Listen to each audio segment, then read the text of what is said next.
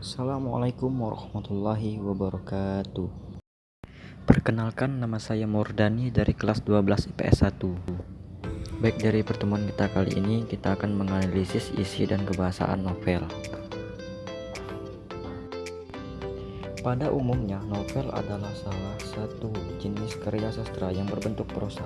Kisah di dalam novel merupakan hasil karya imajinasi yang membahas tentang permasalahan kehidupan seseorang atau berbagai tokoh. Adapun unsur tersebut meliputi unsur intrinsik yang terdiri dari tema tokoh, alur, latar, dan sudut pandang. Yang pertama, tema. Tema adalah suatu inti atau pokok pikiran yang mendasari keseluruhan cerita dalam novel. Tema tersebut pada dasarnya telah dikembangkan menjadi beberapa rangkaian jalan cerita yang memberikan suatu suntikan perasaan kepada si pembaca. Contohnya, tema tentang keagamaan, pendidikan, maupun sosial media. Yang kedua, tokoh. Tokoh adalah suatu pelaku yang bermain dalam cerita.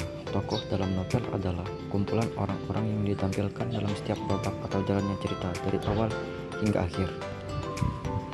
Yang ketiga, alur. Alur atau plot adalah suatu rangkaian peristiwa atau jalan cerita yang disusun berdasarkan kumpulan kejadian yang ada di novel tersebut. Alur tersebut terbagi menjadi beberapa bagian, seperti bagian pengenalan, bagian pengembangan suatu cerita, bagian munculnya masalah, bagian munculnya konflik, puncak konflik, dan penyelesaian. Yang keempat, latar. Latar atau setting adalah suatu ilustrasi atau gambaran yang mengandung unsur penempatan di dalam suatu cerita novel. Latar tersebut dibagi menjadi beberapa bagian, seperti latar tempat, latar waktu, dan latar suasana. Yang kelima, sudut pandang. Sudut pandang atau point of view adalah suatu pandangan penulis tentang siapa yang bercerita. Sudut pandang dibagi menjadi dua macam, yaitu sudut pandang orang pertama dan sudut pandang orang ketiga.